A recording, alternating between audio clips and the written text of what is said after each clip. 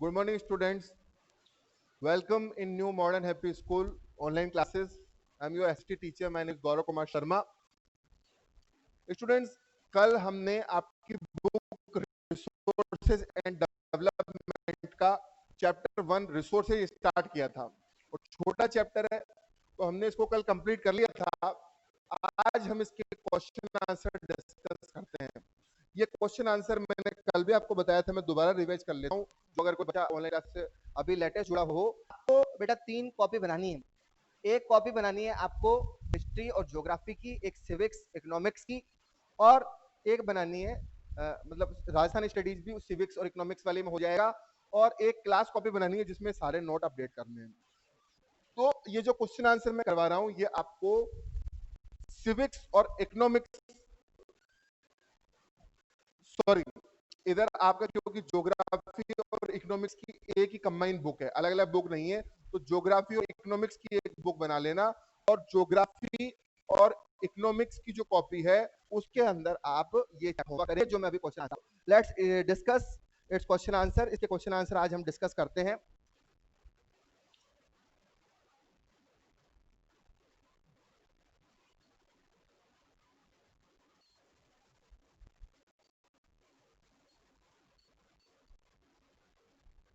देखिएगा question answers जो book के पीछे दे रखे हैं, अंदर के तो जो मैं आपको डिस्कस करवा रहा था टॉपिक, तो उसके अंदर आपने देखे ही थे।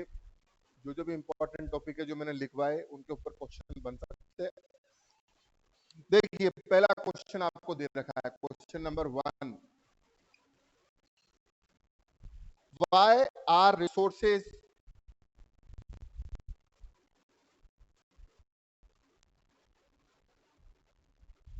Distributed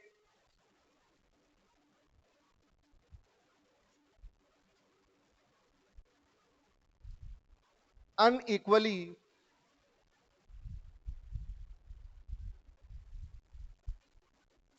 over the earth। देखिए बच्चों, मैं ये इधर आपके लिए क्वेश्चन और आंसर बिल्कुल अच्छे से करवाऊंगा और एक एक क्वेश्चन और आंसर बोर्ड पे आपको मिलेगा। रीजन, अगर किसी ने बुक भी न ली हो तो वो वीडियो देख के अपना होमवर्क आसानी से कर सकता है। देखिए कल जो मैंने पढ़ाया उस टॉपिक से आपके question answer, why are resources distributed unequally over the earth. Earth पे रिसोर्सेज अनइक्वली क्यों डिस्ट्रीब्यूटेड है, मतलब कहीं पर रिसोर्सेज ज्यादा है तो कहीं पर रिसोर्सेज कम है। क्वेश्चन सॉल्व से पहले हमको ये समझना पड़ता है कि क्वेश्चन हमसे पूछा जा रहा है, क्या डिमांड कर रहा है। कई बार होता ये कि क्वेश्चन पूछता कुछ और है और हम लिख कुछ और आते हैं, पेज भर के आ जाते हैं। बोर्ड क्लास है तो सिर्फ ऐसे पेज भरने से काम नहीं चलता। आपसे जो क्वेश्चन डिमांड रखता है, जो चीज पूछता है, हमको वही उसके अंदर लिखनी है। तो क्वेश्चन क्या पूछना चाह रहा है, कई बच्चों का तो प्रॉब्लम होता है कि वो क्वेश्चन समझ ही नहीं पाते हैं, और क्वेश्चन नहीं समझ पाएगा तो फिर लिखेगा वो अपने हिसाब से। क्वेश्चन पूछना चाह रहा है कि पूरी जो हमारी अर्थ है इस पर रिसोर्सेज अनइक्वली क्यों डिस्ट्रीब्यूटेड है। अनइक्वली डिस्ट्रीब्यूशन का मतलब, जैसे मान लो हम 10 चॉकलेट्स लेके आए और किसी को हमने कम दे दी और दे दी, इसको बोलते हैं इक्वल डिस्ट्रीब्यूशन। होगा सबको इक्वल देंगे तो इक्वल डिस्ट्रीब्यूशन होगा। तो अनइक्वल डिस्ट्रीब्यूशन, अब अनइक्वल डिस्ट्रीब्यूशन का मतलब अर्थ पे कहीं पर रिसोर्स, मान लो कहीं पे कोयला बहुत ज्यादा है, कहीं पर कोयला है ही नहीं, या फिर ना के बराबर है। कहीं पे पेट्रोल बहुत ज्यादा, जैसे वेस्टर्न कंट्रीज है, वेस्टर्न अरब अरब कंट्रीज है आपकी, मिडिल एशिया वाली, उनमें ऑयल खूब है, लेकिन बाकी और जगह इतना नहीं है। तो अर्थ पे ये नेचर ने ऐसा भेदभाव क्यों किया, ये डिस्क्रिमिनेशन क्यों किया, ये इसका आपने को रीजन देना है। देखिए आंसर मैं इधर आपको तरीके से लिख रहा हूं, और तो ये पहले क्वेश्चन को हमने समझाया आपको, अब ये पूछना जो चाह रहा है इसका आंसर हम लिखते हैं। हम वीडियो में ही आपको ढंग से आंसर बता रहे हैं, आप इधर से ही अपडेट कर सकते हैं अपनी कॉपी के अंदर। देखिए कभी भी आंसर को जब आप लिखें, मैं आंसर राइटिंग का आपको तरीका सिखा रहा हूं, आप उसको क्वेश्चन से पकड़ें, क्वेश्चन की लाइन लिखें और फिर उसमें अपनी तरफ से आंसर लिखें, या फिर बुक के अंदर जो कंटेंट दे रखा है वो लिखें।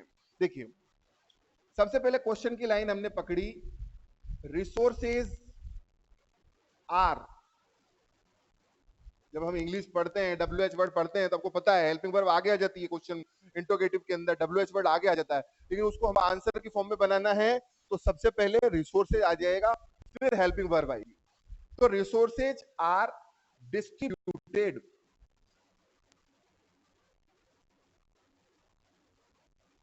unequally over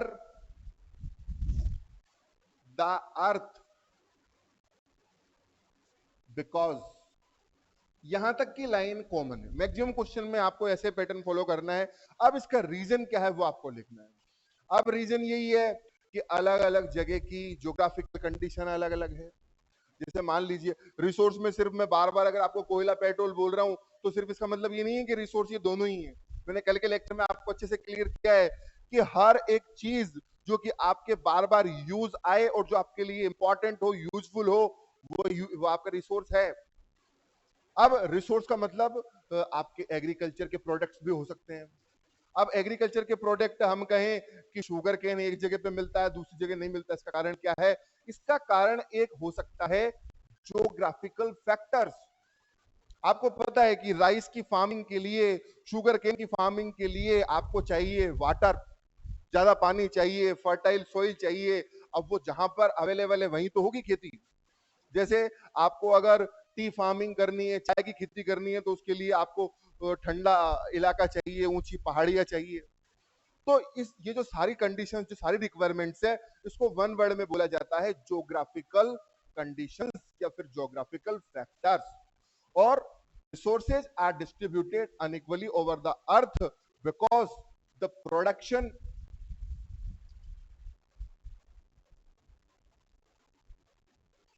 of resources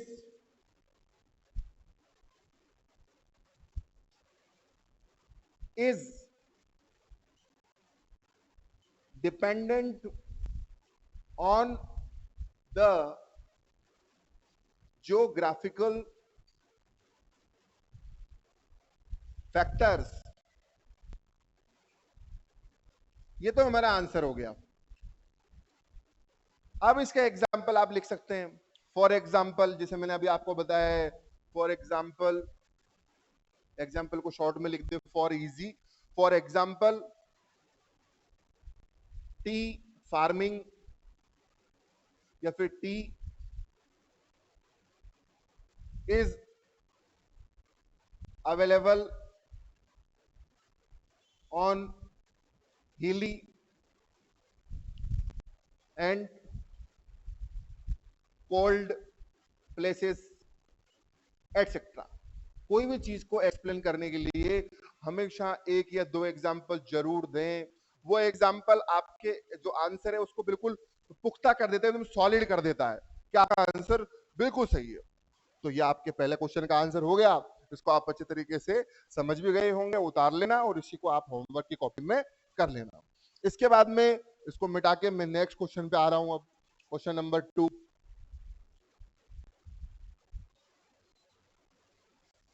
और कई बार मैंने एक चीज और देखी है, बच्चे क्या करते हैं कि हमेशा जो चीज टफ होती है उसकी तरफ भगते हैं, उससे डरते हैं कि बस ये टफ है, इसको पढ़ूं सबसे ज्यादा, और फिर इसके चक्कर में कई जो बिल्कुल आसान टॉपिक रहते हैं वो उनके छूट जाते हैं, और फिर बाद में वो सोचते हैं कि यार ये तो मैं इसको पढ़ लेता तो काफी अच्छे नंबर तो मेरे वैसे ही आ जाते।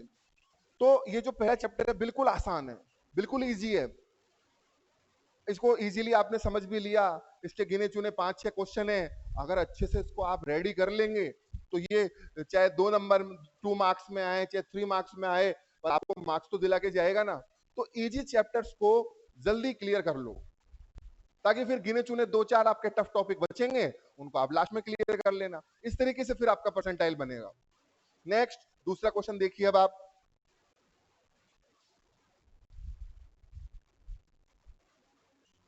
व्हाट इज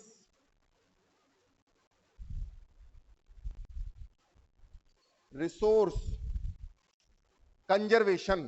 लास्ट में जब इस चैप्टर के लास्ट में हम चल रहे थे तो हमने ये टॉपिक डिस्कस किया था कल आपसे। इसकी जरूरत भी हमने आपको बताई थी कि रिसोर्स कंजर्वेशन क्यों जरूरी हो गया है, उसके एग्जाम्पल दिए थे कि रिसोर्सेज को कैसे खत्म होते जा रहे हैं, अगर रिसोर्सेज ऐसे ही फिनिश होते रहे तो फिर आने वाली जनरेशन को कौन कौन सी प्रॉब्लम फेस करनी पड़ सकती है। रिसोर्स कंजर्वेशन करने के तरीके बताए थे और वही तरीके इसके अंदर आएंगे। What is resource conservation? तो बड़ा आसान है, रिसोर्सेज की रक्षा करना, उनका प्रोटेक्शन करना, उनको बचाना, यही रिसोर्स कंजर्वेशन है। बहुत आसान है, ज्यादा घूमना नहीं है आंसर में, तो बिल्कुल जो सिंपल चीज है वो आप इसके अंदर उठा के लिख दीजिए। A process of conserving or protecting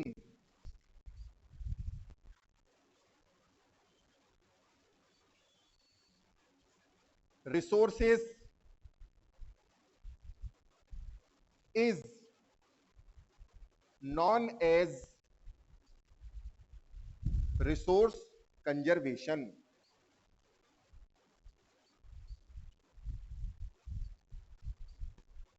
ये तो इसकी डेफिनेशन हो गई।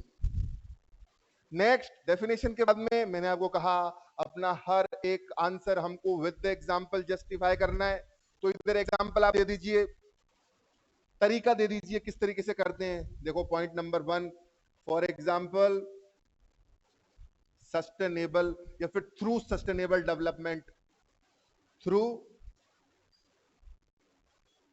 Sustainable development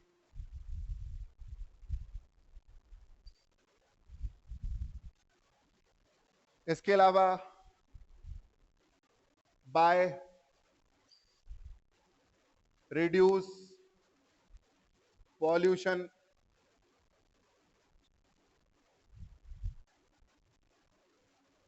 bye save water, nature, animals, environment.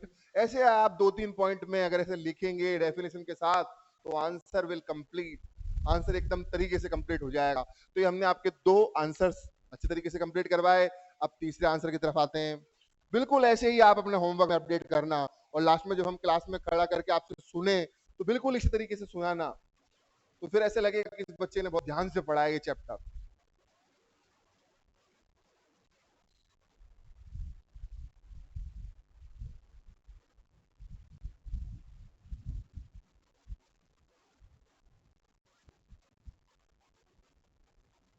Next अगले क्वेश्चन पे आते हैं।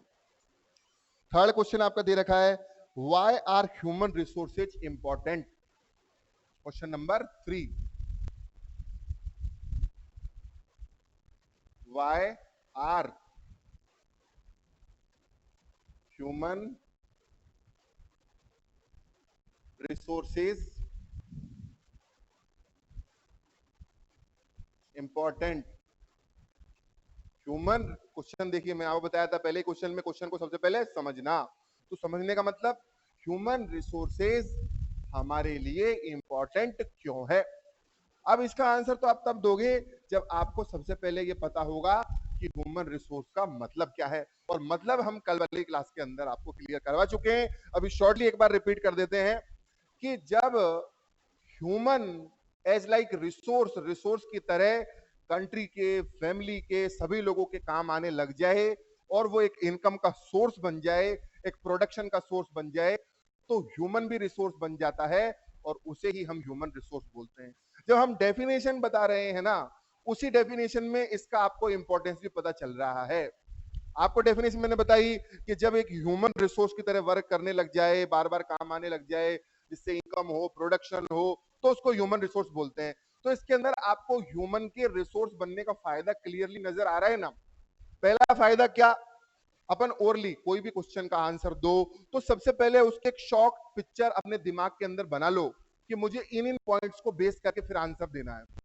तो पहला पॉइंट ये कि ह्यूमन जब रिसोर्स बनेगा तो वो इनकम का जरिया बनेगा, इनकम करेगा, वो प्रोडक्शन करेगा, सोसाइटी के काम आएगा, कंट्री के काम आएगा, फैमिली के काम आएगा। और ये सारी चीजें जो मैं बता रहा हूं यही तो इंपॉर्टेंस होती है। इन्हीं सारी चीजों को अब अपन वर्ड्स में पिरो के लिख देते हैं। देखिए, ह्यूमन। और कई बच्चे कई बार डाउटफुल रहते हैं कि सर मैं आंसर पैराग्राफ में लिखूं कि पॉइंट में लिखूं। जैसा आपका मन है वैसे लिखिए, लेकिन परफेक्ट लिखिए।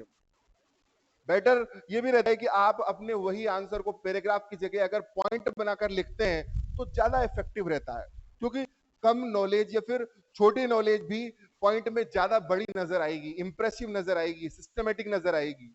तो अगर आप पॉइंट बनाकर लिखते हैं तो ज्यादा बेटर है, लेकिन मैं मानता हूं कि अगर आप पैराग्राफ में लिख रहे हैं और सही लिख रहे हैं तो वो भी सही है, कोई गलत नहीं है। देखिए जैसे मैं भी आपको पैराग्राफ में बता रहा हूं सारे answers. Human resources are important.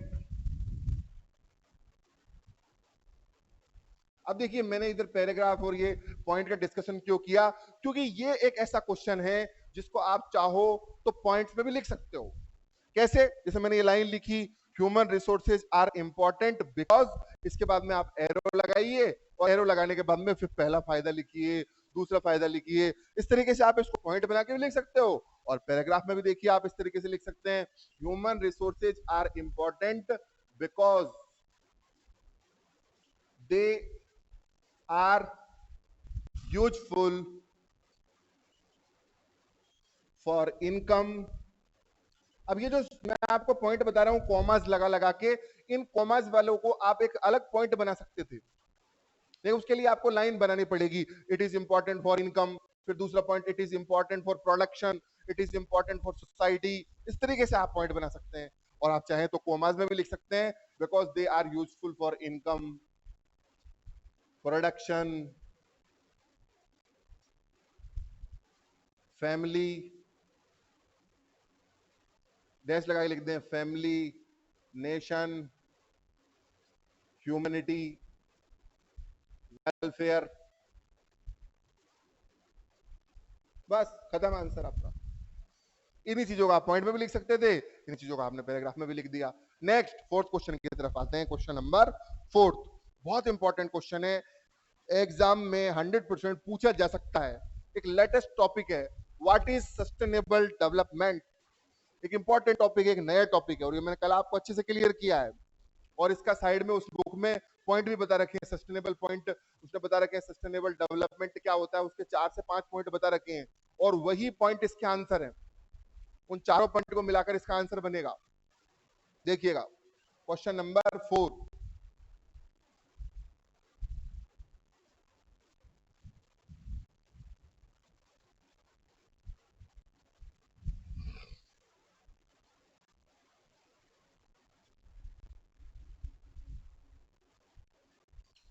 देखिए 4 question, what is sustainable development.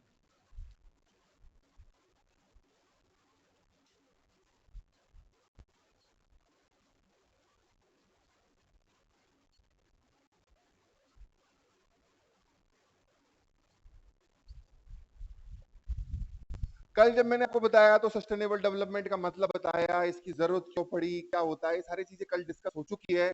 आज इसका हम आंसर देते हैं। देखिए पॉइंट वाइज आप लिख सकते हैं, सस्टेनेबल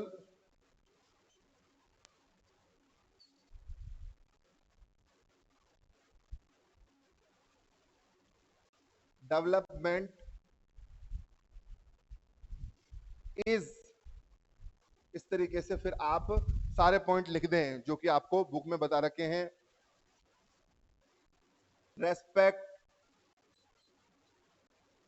पहला पॉइंट आप लिख रहे हैं, respect and care for all.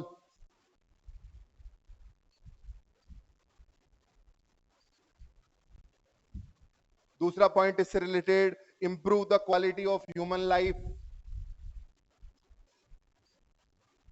Improve the quality of human life. In points का मतलब क्या? पहले का पॉइंट का मतलब है सभी लोगों की रेस्पेक्ट हो, उनकी देखभाल हो।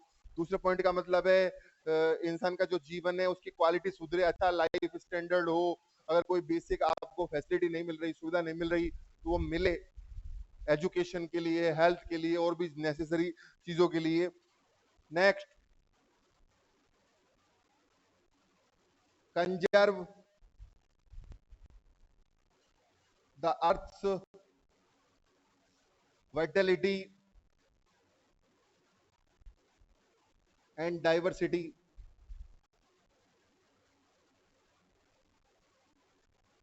अर्थ की वाइटलिटी और डाइवर्सिटी की हमको रक्षा करनी है, उसको बचाना है। वाइटलिटी मतलब जो उसकी इंपॉर्टेंस है, और जो उसकी डाइवर्सिटी यानी उसमें जो अलग अलग चीजें पाई जाती है, वेरियस टाइप के एनिमल्स, ट्रीज, अलग अलग तरीके की स्पीसीज, सभी चीजों को बचाएंगे आप, तभी एनवायरमेंट सिक्योर होगा और तभी सस्टेनेबल डेवलपमेंट होगा। नेक्स्ट, अगला इसके अंदर इंपॉर्टेंट पॉइंट है, minimise the depletion of natural resources.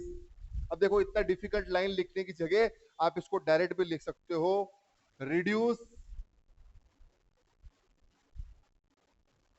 The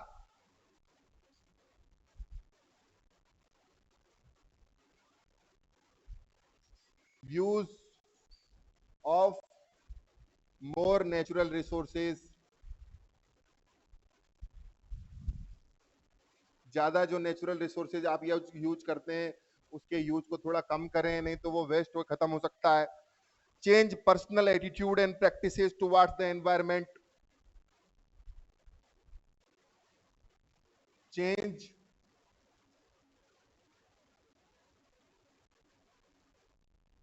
personal attitude.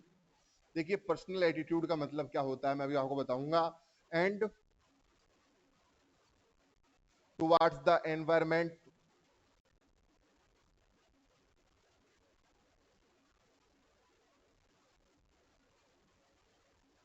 देखिए पर्सनल एटीट्यूड का मतलब हमारी डेली लाइफ के अंदर कई ऐसी आदतें होती है जिनके लिए हम कहते तो बहुत है, हाँ मैं इनको चेंज कर लूंगा, मुझे चेंज करना चाहिए, लेकिन हम उनको चेंज नहीं कर पाते, और उन कई आदतों की वजह से हमारे एनवायरनमेंट को नुकसान होता है। जैसे पर्सनल एटीट्यूड, हमको जैसे सोसाइटी के अंदर मान लो स्टेटस दिखाना है, लग्जरी कार के अंदर जाना है, बाइक पे जाना है, तो आप छोटी सी गली में भी उसको लेके निकल जाएंगे दिखाने के लिए, लेकिन ये नहीं देखेंगे कि इन छोटी छोटी चीजों की वजह से कंट्री का फ्यूल भी वेस्ट हो रहा है, पॉल्यूशन भी हो रहा है। आपको अपना एटीट्यूड बदलना होगा। जैसे आपको रेडियो एक्टिव पॉल्यूशन हो रहा है, अगर आप बहुत मोबाइल कार इन चीजों का यूज करेंगे तो रेडियो एक्टिव पॉल्यूशन, लेकिन उसके लिए आपका पर्सनल एटीट्यूड आपको इधर सुधारना होगा पहले, तब जाके फिर आप उस चीज को रोक पाएंगे। आपका एटीट्यूड है, जैसे मैंने आपको कल दूरदर्शन वाला एग्जांपल दिया, आप वो एक फादर उसमें कार में बैठ के जा रहा है, उसका एटीट्यूड है कि वो भाई कार स्टार्ट रखेगा ट्रैफिक पे, उस एटीट्यूड को बदल के वो चाबी घुमा भी सकता है, और अगर वो चाबी घुमा के बंद कर देगा तो उसका एटीट्यूड बदलेगा, और एटीट्यूड बदलेगा तो उसकी जिम्मेदारी निभेगी एनवायरमेंट के प्रति, टुवर्ड्स द एनवायरमेंट। ये इस पॉइंट का मतलब है। नेक्स्ट, अगला इसका इंपॉर्टेंट पॉइंट और last, enable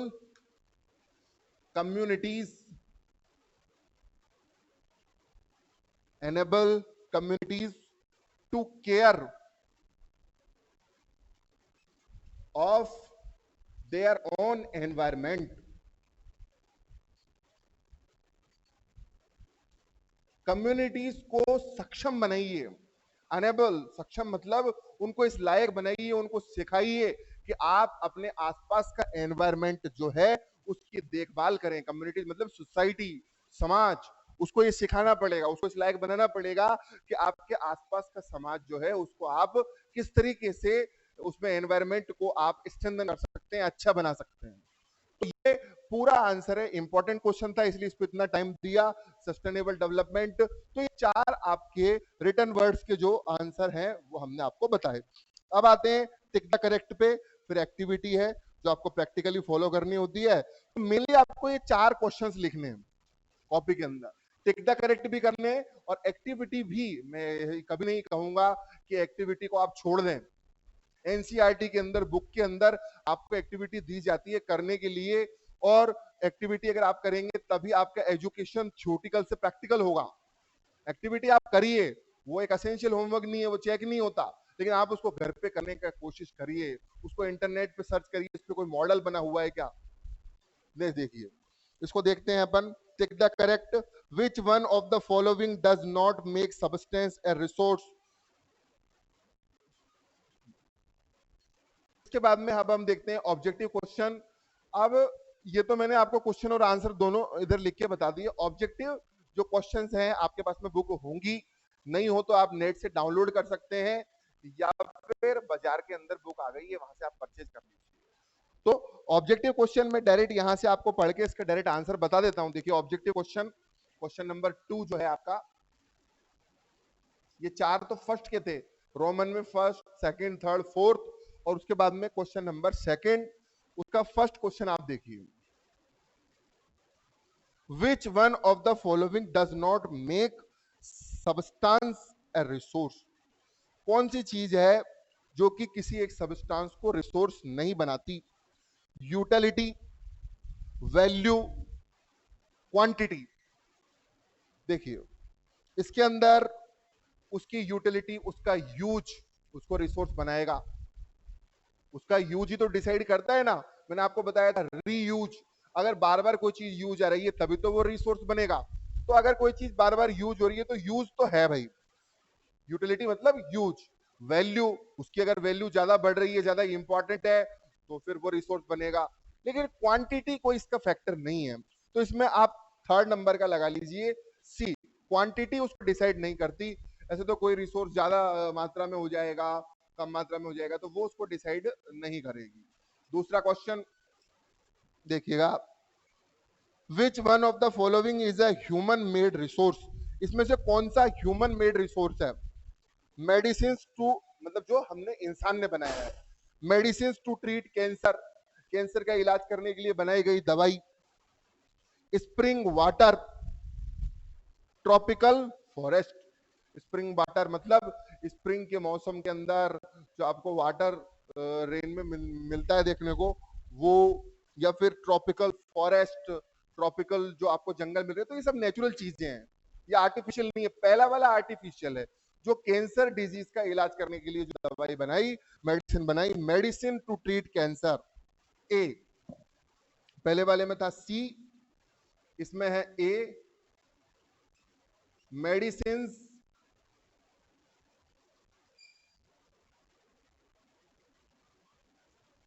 to treat cancer. Next question number आपका इसका 3, देखिए, complete the statement non renewable resources are. Non renewable resources ये होते हैं, देखिए नॉन रिन्यूएबल रिसोर्सेज की डेफिनेशन मैं आपको कल बताई थी, those which have limited stock made by human beings derived from non living things. तो इसमें आएगा ए, those which have limited stock, जो लिमिटेड मात्रा के अंदर आपके हो। देखो रिन्यूएबल जिनको किया जा सकता है वो तो बहुत ज्यादा क्वांटिटी में है, तो उनको अपन बार बार यूज कर सकते हैं। लेकिन जैसे मैंने आपको बताया था नॉन रिन्यूएबल, जैसे कोयला, पेट्रोल, जो चीजें हमारी खत्म होती जा रही है, तो ये लिमिटेड स्टॉक में है। तो इसका आंसर होएगा number 1 A, those which have